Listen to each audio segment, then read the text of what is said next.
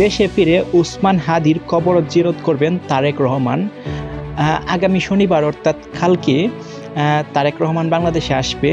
আগামী শনিবার বিএনপির ভারপ্রাপ্ত চেয়ারম্যান তারেক রহমান ভোটার হওয়ার জন্য নিবন্ধন করবেন। এরপর শেরেবাংলা নগরে অবস্থিত পঙ্গু হাসপাতালের জুলাই যোদ্ধাদের দেখতে যাবেন তারেক রহমান। একই দিনে তিনি শহীদ উসমান হাদির কবর জিয়ারত করবেন। বুধবার 24শে ডিসেম্বর দুপুরে রাজধানীর গুলশানের বিএনপি চেয়ারপারসন কার্যালয়ে আয়োজিত এক সংবাদ সম্মেলনে এই কথা জানান দলের স্থায়ী কমিটির সদস্য এবং তারেক রহমান স্বদেশ প্রত্যাবর্তন অভ্যর্থনা কমিটি আহ্বায়ক সালাউদ্দিন আহমেদ।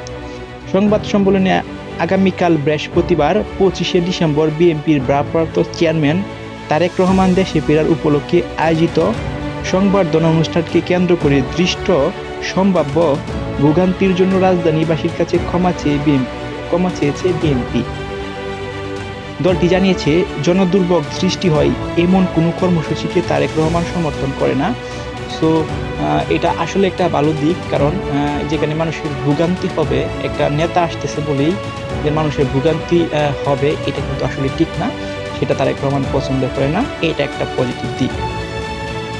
সালাউদ্দিন আহমেদ বলেন, অনুষ্ঠানটি শান্তিপূর্ণভাবে সম্পন্ন করতে সর্বোচ্চ সতর্কতা নেওয়া হয়েছে এবং সাধারণ মানুষের দুর্ভোগ কমাতে দলের নেতাকর্মীদের প্রয়োজনীয় দিক নির্দেশনা দেওয়া হয়েছে।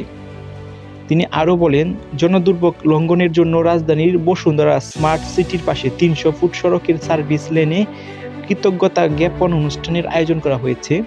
এ সময় তিনি ছাড়া আর কেউ বক্তব্য দিবেন না। নেতাকর্মীদের কাঞ্চ ব্রিজ ব্যবহার করে যাতায়াতের নির্দেশ দেওয়া হয়েছে। সংবাদ সম্মেলনে জানানো হয়, বাংলাদেশের বিমানের নিয়মিত ফ্লাইটে বৃহস্পতিবার সকাল 11টা 50 দেশে অবতরণ করবেন তারেক রহমান। এরপর বিএনপি স্থায়ী কমিটির সদস্যরা তাকে অভ্যর্থনা জানাবেন। সংবর্ধনার শেষে এবার কেয়ার হাসপাতালে মাকে দেখতে যাবেন তারেক রহমান। আপনারা জানেন, খালেদা জিয়া অলরেডি এবার কেয়ার হসপিটাল অলরেডি ভর্তি আছে, সেখানে তার কাছে যাবে। সংবাদ সম্মেলনে আরও জানানো হয়, শুক্রবার 26শে ডিসেম্বর বাদ জুম্মা তিনি শহীদ প্রেসিডেন্ট জিয়াউর রহমান কবর জিয়ারত করবেন। এরপর সেখান থেকে জাতীয় স্রোতে গিয়ে মুক্তিযোদ্ধাদের শহীদের প্রতি সম্মান জানাবে। বিশাল এই আয়োজন নিশ্চিন্ত ত্রুটিহীন করা সম্ভব নয় উল্লেখ করে সালাউদ্দিন আহমেদ নেতাকর্মীদের শৃঙ্খলা থাকার আহ্বান জানিয়েছেন। প্রসঙ্গত, দীর্ঘ 17 বছর পর বৃহস্পতিবার 25শে ডিসেম্বর দেশে ফিরবেন বিএনপির ভারপ্রাপ্ত চেয়ারম্যান তারেক রহমান। তো তারেক রহমান বাংলাদেশে দীর্ঘ 17 বছর পরে আসতেছে।